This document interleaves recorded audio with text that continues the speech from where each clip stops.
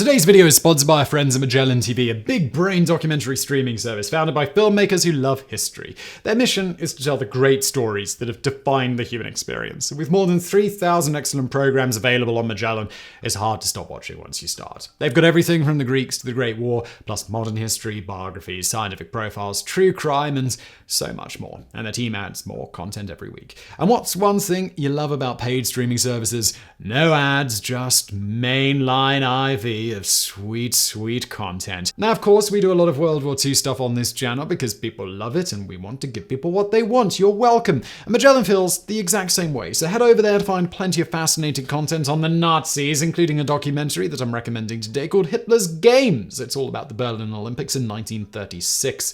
Great watch. Right now, you guys can get a 1-month free trial with Magellan by clicking on the link in the description below. It's content for days and days.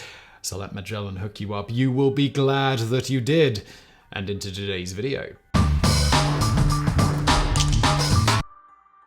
In the era of big data, few figures are more divisive than that of the hacker. On the one hand, malicious or black hat hackers cause billions of dollars in damage every year, breaking into private and public networks to steal money or personal data, or simply to create chaos. On the other hand, so-called ethical or white hat hackers use their skills in the service of the public good, either by probing computer systems for security weaknesses or leaking information on government corruption and other crimes. While mostly associated with the modern digital age, the art of hacking goes back nearly 100 years. And one of the earliest hackers was also one of the most ethical, using his skills to save millions of French citizens from the Nazis during the Second World War. This is the remarkable story of René Carmil. The era of big data is a lot older than you might think, tracing its origins back to the 1880s and a daunting problem facing the United States government. The US Constitution mandates that a census be taken every 10 years so that taxes and political representation can be updated according to the changing population. The first US census took place in 1790, and for the next 90 years, census data was collected and processed entirely by hand.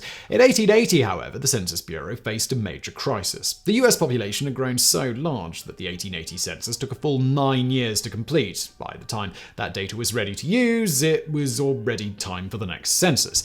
And at this rate, the Bureau feared future censuses would never be able to catch up, rendering the entire exercise pointless. Enter Herman Hollerith, American engineer who had worked on the 1880 census. In 1889, Hollerith patented an ingenious system for speeding up the tabulating of census data based on the technology of punched cards. While punched cards had previously been used to automate the weaving of complex textile patterns, Hollerith's system was the first to apply them practically to the field of data processing. Hollerith was inspired by a system introduced by the railroads to help identify and catch train robbers and other criminals. As photography at the time was a slow, cumbersome process, train tickets were instead printed with a series of physical descriptors such as height, eye color, and facial hair, which the conductor could fill out using a standard ticket punch. In this manner, a rough description of each passenger could be recorded. Hollerith realized that this system could easily be adapted to the census and designed his own punch cards to record census data and a piano-sized machine called a tabulator to read and process it. The Hollerith system worked as follows. Census takers would travel around the country and record data like the number, ages, and sex of the people in each household by punching holes in the corresponding fields on the Hollerith cards. These cards would then be sent back to the Census Bureau for processing. An operator would insert the cards into the tabulator one by one through a hinged hatch, rather like a modern flatbed scanner or photocopier. When the hatch was closed, a grid of spring-loaded metal pins was forced against the card. Where a hole had been punched, the pin passed through and made contact with a pool of mercury, completing an electrical circuit. This data was counted and displayed on a series of clock-like dials on the face of the tabulator to be manually read and recorded by the operator. The genius of the tabulator, however, lay in its ability to be rewired or reprogrammed to count different combinations of data, for example, unmarried males under the age of 30. Hollerith also invented a device called a sorter, consisting of 13 vertical metal bins with spring-loaded lids, each of which could be programmed to collect a different combination of data. So, if, for example, the operator inserted a card which included an unmarried male under 30, the bin lid programs with that combination would pop open so the operator could drop the card in. The Hollerith system was adopted by the Census Bureau just in time for the 1890 census, and its impact was dramatic. The use of punched cards and tabulators cut the time required to process the census data down from 9 to 2 years. This dramatic improvement in efficiency led to Hollerith machines becoming standard equipment at the Census Bureau, and in 1896, Hollerith founded the Hollerith Tabulating Machine Company to sell his machines commercially. Among his first clients were the Prudential Life Insurance Company and the New York Central Railroad, the latter of which processed nearly 4 million freight waybills every year and was an ideal fit for the Hollerith system. Over the next decade, Hollerith introduced a number of key innovations which made his system increasingly more efficient and powerful, including redesigned punch cards, improved key punches for filling out those cards, printers for automatically tabulating data, automatic card feeders and sorters, and plug boards to allow the tabulators to be reprogrammed without having to physically rewire the circuitry.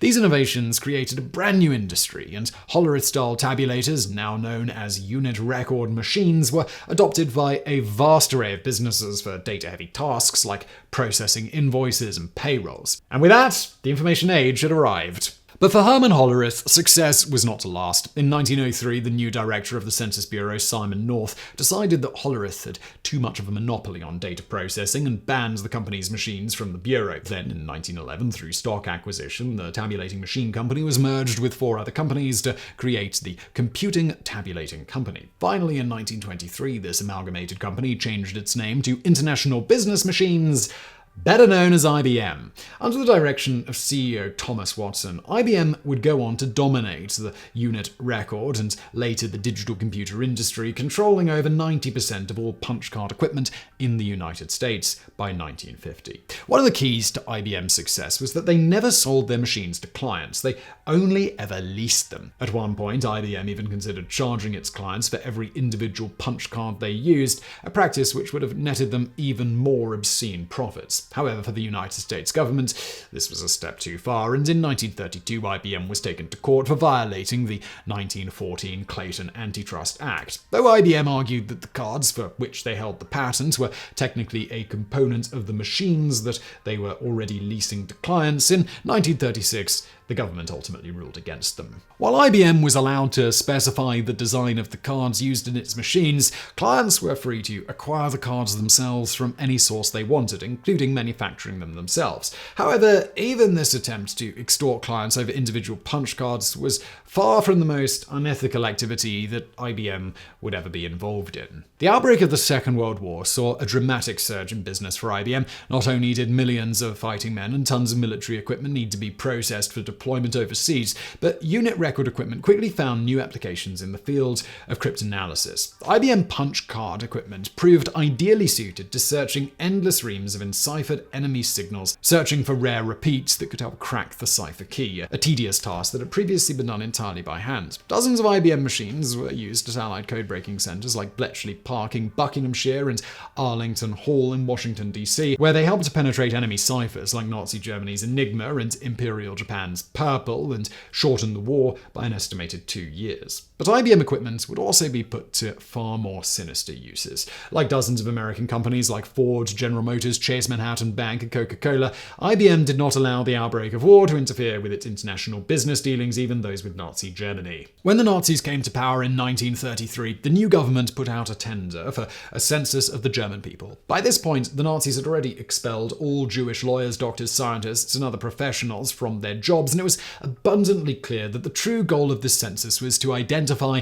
and persecute the remaining Jews and other undesirables in Germany. Indeed, in a public statement, Reinhard Kohr, a statistician working for the Nazi government, sinisterly announced that, in using statistics, the government now has the roadmap to switch from knowledge to deeds. Nonetheless, Thomas Watson, the CEO of IBM, instructed the company's German subsidiary, Die Homag, to bid on the contract, which they ultimately won. Over the next decade, hundreds of IBM unit record machines, along with spare parts and punch cards, were shipped to Germany, where they were immediately put to use in organizing what would eventually become the Holocaust. Machines were set up in the headquarters of the SS Rassenamt, or race office, and even in concentration camps like Dachau, where millions of German Jews, Roma, communists, homosexuals, and other groups deemed politically or racially inferior were systematically identified, categorized, and earmarked for arrest, imprisonment, deportation, forced labor, or extermination. Shockingly, IBM and its subsidiary did far more than simply provide the Nazis with equipment, also sending hundreds of technicians to Germany to train SS personnel on how to use and maintain the temperamental equipment. These technicians also developed custom punch cards and special codes to help the SS designate and process concentration camps, prisoner types, and causes of death. For example, Auschwitz was 001, Buchenwald was 002, Dachau 003, and so on. 3 designated a homosexual, 9 an antisocial, and 8 a Jew, while 3 represented death from natural causes, 4 summary execution, 5 death by suicide, and 6 by special treatment, the euphemism for extermination via gas chamber. Given this intimate involvement, it's highly unlikely that IBM was unaware of what its machines were being used for, yet the flow of equipment and personnel continued unabated.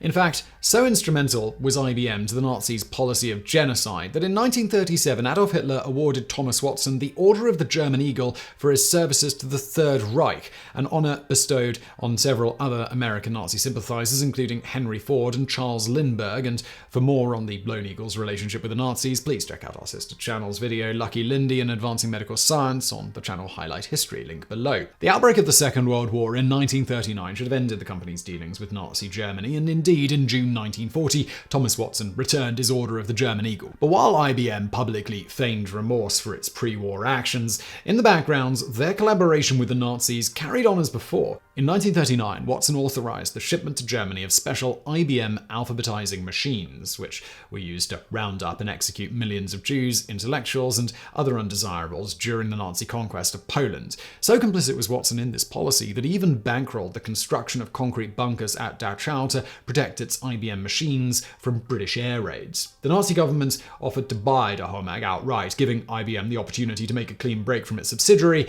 but Watson refused, and Dahomag remained under the direct control of IBM headquarters in New York. Oh my god, IBM's a bit of a piece of shit, isn't it? Oh my god. Don't buy IBM, allegedly. In 1940, Watson directly managed the establishment of a Dutch subsidiary tasked with identifying and rounding up that country's Jews. Aided by the Netherlands' existing Hollerith machine infrastructure and a long Dutch tradition of recording religion in the national census, this effort resulted in the murdering of 102,000 of the Netherlands' 140,000 Jews, an extermination rate of 73%. In every territory they conquered, the Nazis immediately carried out a census to identify and round up its racial and political enemies, a process made all the more efficient by IBM equipment. When the Nazis rolled into France in June 1940, they finally met their match in an unassuming civil servant named René Carmel. Born in 1886, Carmel served in the French army during the First World War, first as an artillery commander and later in the military intelligence service. In 1924, he was appointed comptroller of the army, in which role he oversaw the adoption of Hollerith tabulating machines to improve the efficiency of army logistics. After transferring to the civil service in the 1930s, Carmel established the National Demographic Statistical Office, which pioneered the use of IBM punch card machines in the tabulating of the French census. With war clouds looming, Carmel's department undertook the creation of a national register of military-aged men fit for mobilization in the coming conflict. As part of this effort, Carmel invented the Social Security number, which he based on each person's date and place of birth. This system of unique numbers, he realized, was less cumbersome and prone to accidental overlap than categorizing people by their first and last names, and is still used in France to this day.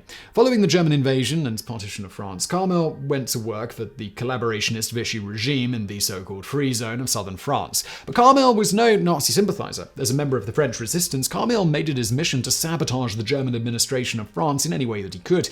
His first order of business was to carry on with the creation of the National Register. While presented to the Germans as merely a routine civil project, the real purpose of the registry was to secretly prepare the French army for a sudden remobilization. During the winter of 1941 to 1942, Carmel identified the names of 220,000 demobilized soldiers living in the south of France, grouping them by unit and region. He prepared a set of punched cards that would trigger the printing and distribution of mobilization orders across the country in a matter of hours. However, Nazi racial policies soon began to interfere with this project. In 1941, Joseph Barthelemy, the Vichy Minister of Justice, instructed Carmel to identify Jewish citizens in his register. Fortunately, France had a long tradition of secularism, as never recorded religion in any prior census, and Carmel argued successfully that, given the civil nature of the project, he was unable to comply. Thus, the registry only recorded citizens' date and place of birth, as well as parents, marriages and divorces, children, date of death, nationality, current address and sex. So massive was this project that for nearly 2 years, Carmel was able to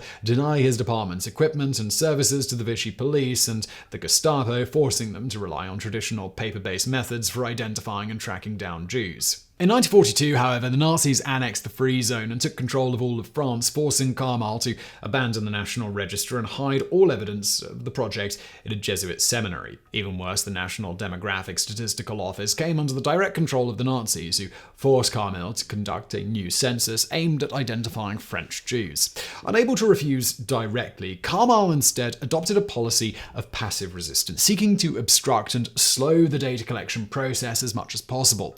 He issued verbal rather than written instructions in order to delay responses and to sow confusion, instructed his staff to mishandle punch cards, and even hacked the IBM machines so they would never punch the 11th column indicating a citizen's race or religion, rendering the whole exercise useless to the Nazis. Meanwhile, Carmel's resistance network sent agents to London with samples of the punch cards used by the Vichy regime and used death notices received by the Statistical Service to create false identity cards for resistance members and Jewish citizens. So effective was Carmel's program of sabotage that by February 1944, the digital report on the number of French and foreign Jews counted in June 1941 was still not complete. By this time, however, the Germans had caught on to what Carmel was doing, and he was arrested in Lyon on February 3rd, 1944. After being tortured for 2 days by Gestapo officers Klaus Barbie, the infamous Butcher of Lyon, Carmel was sent to the Dachau concentration camp, where he died of typhus on January 5th, 1945. While it can never be known how many French citizens Carmel's sabotage saved,